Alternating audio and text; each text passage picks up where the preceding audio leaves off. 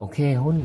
มีจักประเภทนั่นก็ตอบเลยว่าหุ้นมี2ประเภทนั่นก็คือหุ้นปันผลและหุ้นเติบโตเนาะหุ้นปันผลนั่นก็คือหุ้นที่นักลงทุนเอาเงินไปลงทุนแล้วบริษัทเอาเงินไปลงทุนต่อเมื่อได้กำไรมาแล้วทางบริษัทจะปันผลให้เราเพราะว่าจะเป็นหุ้นหนึ่ง500กีบพันกีบหรือ1,500กีบก็แล้วแต่บริษัทจะไปลงทุนแล้วได้กำไรหลายร้อยสันใดแล้วมาปันผลให้เราเนาะแล้วหุ้นที่2มันก็คือหุ้นเติบโตหุ้นเติบโตก็คือหุ้นที่ทางบริษัทเอาเงินไปลงทุนเมื่อได้กำไรมาแล้วทางบริษัทจะเอาเงินไปลงทุนต่อเพื่อเพิ่มมูลค่าทางตลาดให้กับบริษัทนั้นให้มีหุ้นที่แพงขึ้นตัวอย่างว่าเจ้าซื้อหุ้นหนึ่งเนาะจำนวน10,000กีบเมื่อบริษัทเอาเงินไปลงทุนต่อแล้วได้กำไรมาแล้วบริษัทจะเอาเงินเหล่านั้นไปลงทุนต่อเพื่อให้มูลค่าของตลาดเพิ่มขึ้นหรือว่าทางบริษัทมีกำไรเพิ่มขึ้นแล้วจะเฮ็ดให้มูลค่าของหุ้นเพิ่มขึ้นที่เจ้าซื้อเป็น10,000 20,000แล้วมันจะขายเป็น40 50,000ประมาณนี้เนาะนั่นก็คือหุ้นเติบโตถ้าผู้ใดอยากศึกษาเพิ่มเติมนั่นก็เข้าไปที่ www.lxx.com ดอลลาร์นั่นก็คือ